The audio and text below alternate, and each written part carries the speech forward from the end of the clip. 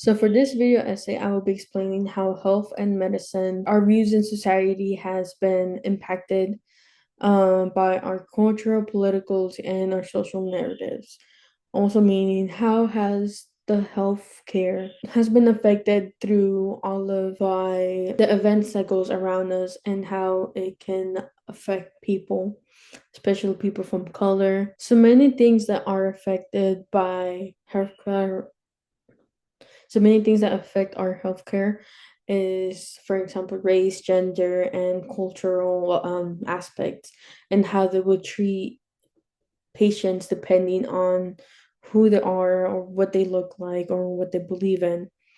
And one example that I would like to bring up is I would like to start before how everything began.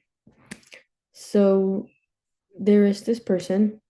So one thing that affects healthcare is unconscious bias as well as unconscious bias that providers usually have within their patients.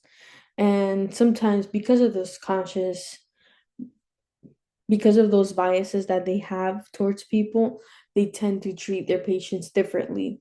So I would like to bring up a a civil rights activist. Her name was Fannie Lou Hamer. So in 1961, she had seen the doctor to get a tumor removed, but instead of having only that procedure done to which she had consented, they also gave her a hysterectomy, meaning that she was unable to have any children's. For that, I will be using my source, and for that I will be using my source. My source comes from Harris, Duchess Harris, and the title is Civil Rights Activist Fannie Lou Hamer. And we will be able to find this on page 19 from Fannie Lou Civil Rights Activist by Harris. So right there it explains to us how she really had the intentions of having a big family, and her husband had tried to procreate. Unfortunately, they weren't successful and they had been trying until they had adopted two girls. And to the point in 1961, that's when she had gone to the hospital to get her tumor removed, a tumor removed. But when she got there, the doctor, which was a white doctor, had given her had made her sterile. So this made her unable to have kids. At the end, after she noticed, she was just filled of anger, and that is what motivated her even more to continue the civil rights for African Americans. So this is an injustice that she had to live by firsthand. And the reason that doctors would often do that a lot back then, and then a reason that they did it to her is because they often thought that African American women wouldn't be able to become good mothers and take care of their kids. I'll be showing my source. So right here you can see this is 1961. Fannie Lou went to the hospital, and then New York doctors sterilized women of color just because they wouldn't think they would be good mothers. So this is another reason why unconscious bias would often affect a doctor's view or the treatment plan with the patient. Just by making, here we can see how she was a victim of a conscious bias because this was made with him actively knowing what he was doing, the reason that he was doing, and it was all just to prevent her from becoming a mother, just because he didn't agree that she will be a good mother. Another source that I would like to use to back up the meaning how even though she went through that in 1961, current patients from now, like 2024, are going through. So for this source, I will be using the Times article by Alan Samuels. The name is the name of the article is I Don't Have Faith in Doctors Anymore, and it was published in 2024. So for this, I will be using page 38. And here it explains how she had gone to the doctor and the doctor had refused to remove the IUD from her. So right here we can read how it says, okay. Doctors reassuring patients into getting large is initial phenomenal. Experts say, but it may especially prevalent in the South where there is a troubled history of reproductive control. There you go. By itself is how and why would they be able to control as a woman what do they want to do with their body? If they want to have kids, if they want to have kids. And here we can see this is especially in the South. Obviously, due to history, we know that in the South, we have always been seeing more of a racial bias going on, especially towards people of color. So right here says that time they spoke with 10 women in Alabama, and then to which 4 of the patients had gone to a hospital, to UAB hospital to be exactly, and they said that they were pressured into them having a IUD postpartum. So keep in mind these patients had already gone through the traumatic experience of having a child, all of the pressure, and then after that the doctors there insisting them, pressuring them into getting the IUD. Let's say that this is something that they weren't planning of, they didn't want to do, or let's say it might be they just didn't think about it, or the patient just doesn't want to have to put that in their body. Of course, as a female, they have control of saying what they want to do. And then as well as pressuring them and getting it or pressuring them and removing it. So I see. So here we can say that they had pressure to get an IUD postpartum, or had their doctors refuse to remove the devices when they initially asked. And then here we can see more that it says that doulas have personally seen who work in the state and have witnessed doctors pressure Black women, especially those on Medicaid, on to getting IUDs by asking them repeatedly during birth, but do not according to their clients prior to it. We see that even we have witnesses as people who work in the field, doulas, who see this every single time, and they always pressure exactly Black women on getting these devices put into their body. It goes back to what we see in 1961, where the white doctor took upon himself to sterilize Fannie Lou in order for her not to get pregnant and not procreate, just because they have in their mind that they are not good mothers. So how far from 1961 all the way to 2024, how is it that our doctors still manage to have the same bias before being conscious and now being unconscious, but they still have the same idea in their head that women of color cannot be good mothers or should not have any more kids? And then here it's stated that it's also especially on Medicaid, meaning that they have help from the government.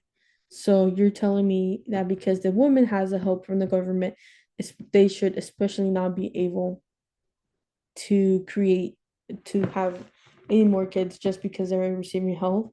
Or so what would back up them to thinking that women should not be able to have kids just because they are in the help or they're a woman of color? And then down here, a little bit more lower from page 38 going to page 39, we can see how even doctors have admitted that they have resisted to remove any type of device from their patients. So here we have two proofs, witnesses, and even doctors admitting on themselves that they don't want to do the following procedures. That they think that a woman of color should still have that. So I feel like even though back then in 19, for example, in 1961, Fannie Lou had no more option than just to be built up with anger and just keep herself quiet. But now in this generation, even though we have a little bit, we have the liberty, we have our voices, and we can speak up. These type of things are still happening to women and are being and are being controlled. And there's still no difference just because a doctor thinks that they should not have more kids. Um, I also want to bring up another figure. So another person that I want to talk about is Sarah Bartman. And for this source, I will be using the hottest Barton Sarah Bartman, Sarah, the Hottentot Venus, the life and the death of Sarah Hannah Bartman, born 1789, buried 2002. Written by Carl Collison, date published 2008. So for Sarah Bartman, she's another African woman back in 1789. So of course, back in the day, they saw her. They saw her and the way that her body was different compared to the white people. So of course she had a little bit more voluptuous body figure, to the point where they were over sexualized her. And they ended up taking advantage of her after she had died. When they took advantage, when she came here, she was in London and she was a prostitute. When she was a prostitute, after she died, they ended up dissecting her private areas to for the curiosity of science. So all of this, and what I wanted to do is show the definition of dissect. That way, you guys can have a little bit more of a proper definition of what exactly was that happened to her body after she had died. I will be using the definition of the Dictionary of Cambridge. So, dissect: to cut open something, especially a dead body or a plant, and study. To cut open. To examine or consider something in detail. So, this is something, and we see here, and even in the examples of the definition, it says in biology classes we use to dissect rats. So with that itself, it made me think that they didn't see her as a human, but they saw her as an object. And not even that, as merely as an animal almost. And that kind of makes it seem a little bit um harsh in her behalf. Not only she had died from being a drunken prostitute, and then after that they just had to cut her up and display her areas as for science, with the justification of science. Here we have. So after another thing is that even though science and health is deemed to be a really good thing, and we have gone through a lot of changes from back then to now, we see how they used color of people in their advantage, and they all justify for science and for their beliefs. All of this done by white doctors, not giving. And not only that, another source from the same article, from source being I Don't Have a Faith Anymore article. Here we have Miana Friesen in 2020 in Alabama UAB Hospital, Birmingham, Alabama. So she was getting a C-section and she was having her third child, to where she was screaming in pain because she was about to give birth. Um, her screams were so loud that there was a nurse there. And instead of the nurse offering her help, the first thing that she did was asking if she wanted to be sterilized right after giving birth. Of course, that's not a time where she should be asking that type of question instead of helping her. Her immediate reaction was to just kick out the nurse from the room. Eventually, the doctors just told her, you know what, we have to do emergency C-section for you. And she was laying on the operating table after they delivered the baby. The first thing that the doctor said was, okay, we're just gonna go ahead and put the IUD in you since you're already open. Of course, she was out, she wasn't in her fully conscious, so she was kind of, she had just gotten the epidural, so she was coming in and out. After having such a traumatic birth, that's when she decided, okay, you know what, I don't want to have kids. But again, she was not in her full conscious. She was still from the epidural. She was still kind of in and out from the medication that she had received. After that, she wanted to go ahead and remove the IUD after she had called it because it was not making her feel well. Her body wasn't feeling right, and her gynecologist just was refusing to let her remove those help was refusing for her to remove the IUD. She ended up telling her that there are a bunch of she has to lose weight and or she has to wait 3 years before they could even remove the device. All of that because she was unconscious while accepting the IUD, to which she had not accepted prior to her giving birth. Called, we're gonna use the source, The Speeches of Fannie Lou Hamer, to tell it like it is, published by Margaret Walker Alexander, by Fannie Lou Hamer, Brooks, Megan Parker, and Huck Davis, and it was published in 2011. So here we have the article, the book. Here we have the book already open, to which he goes all the way back to how when blood transfusions were made. Okay, so right here. So in this speech, she is talking to the students of the University of Wisconsin. Right there, she's explaining how, and she's letting them know how the institution and school just teaches everybody what they want for the students to know, but they don't want to learn. No, they don't want them, but they don't want them to learn certain things. For example, that the blood transfusion was created and was discovered by a Black doctor and not a white doctor. So they never say that. They never explain to us that, oh, okay, we discovered plus blood transfusion by a doctor that was an African American. Instead, they just leave it like that. But if it was a American doctor, sorry, but if it was a white doctor that had discovered it, then they would have let us know the date, how he found it, his name, his date of birth. But here we aren't given any context on who it was. It was just given, it was a Black doctor, nothing else. And then if we go even lower to her speech, she explains how during the revolution, you expect everybody to get injured, right? Everybody gets injured, everybody dies.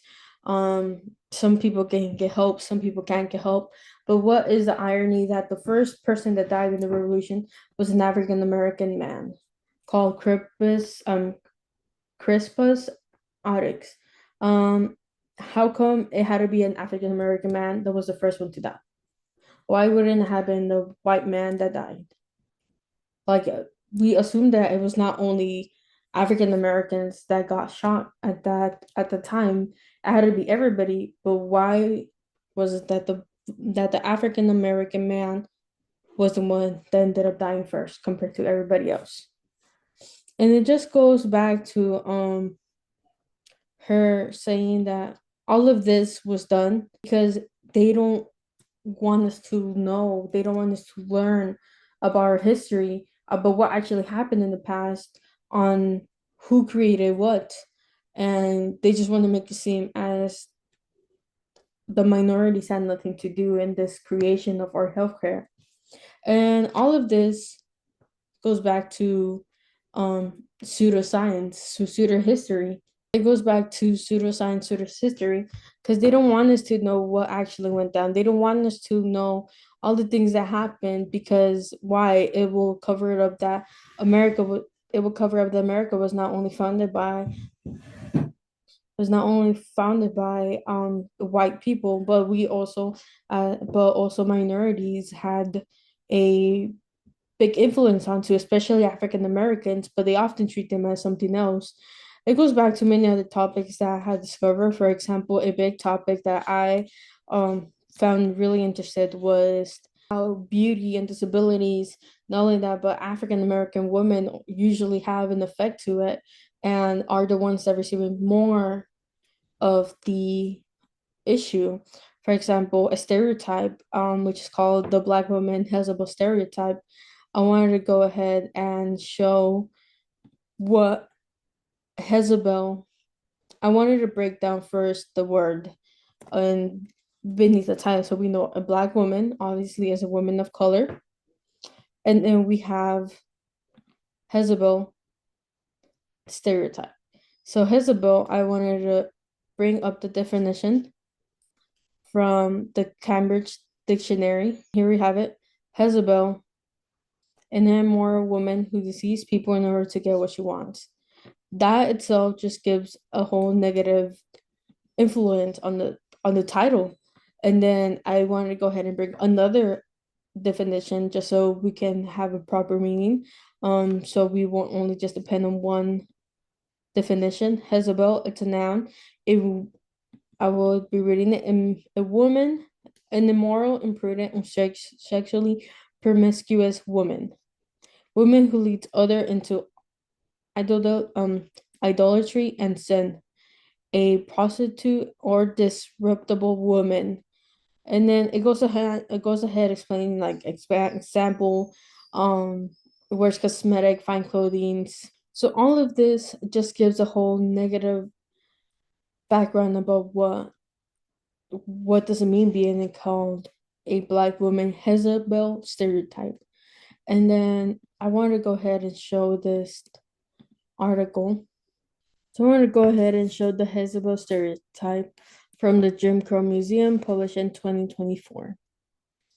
So right here, it just explains how they had portrayed the African American woman on just being a sexual object, and then just immoral and unpure, and then but they saw the white woman as something more modest, more classy.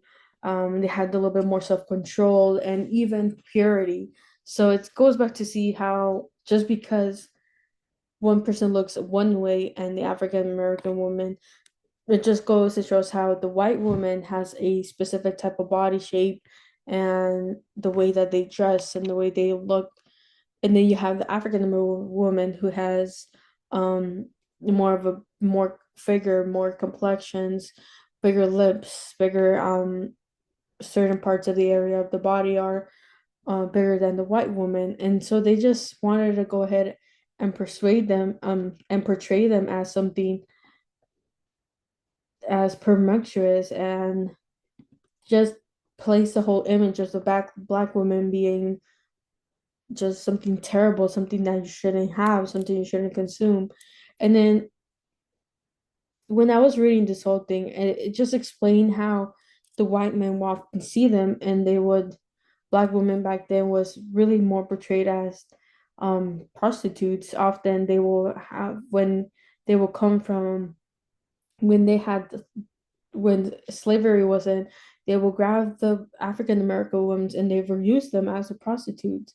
So then it goes back saying how they want to go ahead and build the stereotype, the black woman stereotype, the Jezebel stereotype, into being something sexually wrong, as being sexually impure, something wrong. But yet it was all the feelings that the white man was having.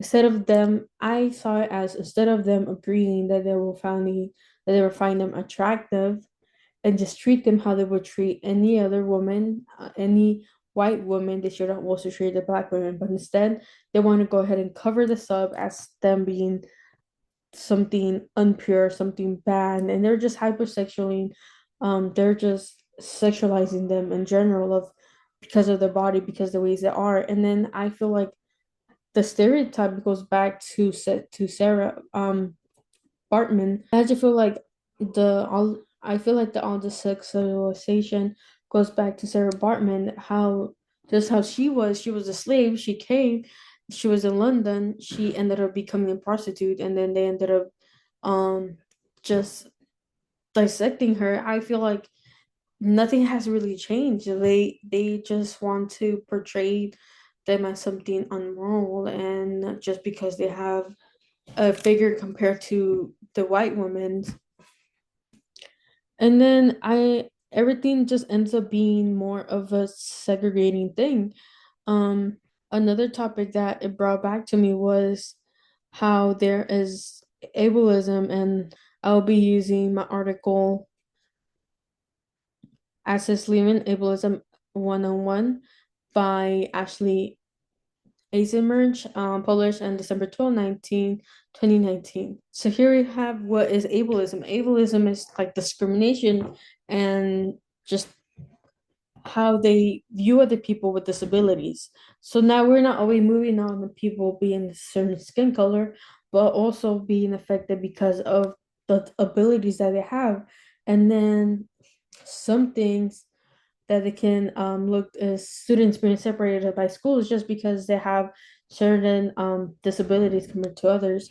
I'm saying sometimes it's wrong, or let's see, instead of a student being in the same school as any other student would, a student without disabilities, and why go as far as putting them into a different school where they could literally be in the same school building? Just of course, just we could change the classes to be more to suit them better. But no, instead they just build a whole other school for them and have them see it. And then another way that we can see how now we have laws that help people that have disabilities, help them out. For example, one thing that we have is every most buildings have as accessible has parking for them, has ramps for wheelchairs. And so whenever a place doesn't have those compliance for people with those disabilities, they're also showing how they are segregating them because they're not giving them the ability to be able to come in, do what they have to do, live a daily life without them being affected because they aren't able to do certain things because the environment is not accommodating to their needs. And then just all go back to how now we are affected not only because of our color, our race, or our abilities, but even as far as to just women in general. Sometimes they um they want to take in charge of what we want to do with our bodies, what we can do, our health issues.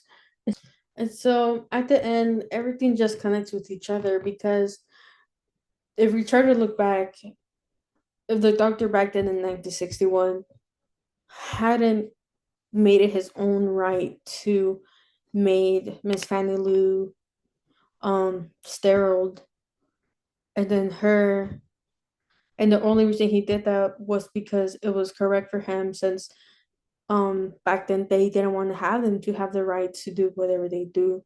um it goes back all the way to now where the patient and the UVA, it goes back to the patient in Alabama where the doctor forced her to have an IUD. So at the end, everything still affects one another. Um, our I believe that our social culture way outside our social and political views are still affecting us. If we wouldn't if we have gone to the point where a doctor is forcing a patient to have an IUD, and then it doesn't make a much difference when a doctor literally made a patient an on steroid. So I want to say that, of course, even though we have, um, as a society, have more rights and given people more liberty on what they can and can't do, we're still affected by it. So I do agree that everything is still interconnected with each other, and how our social views still affect patients, based on their race, gender, or any disabilities if they have any. This is the end of my video. I hope you have enjoyed and this information has been enlightening for you. Thank you.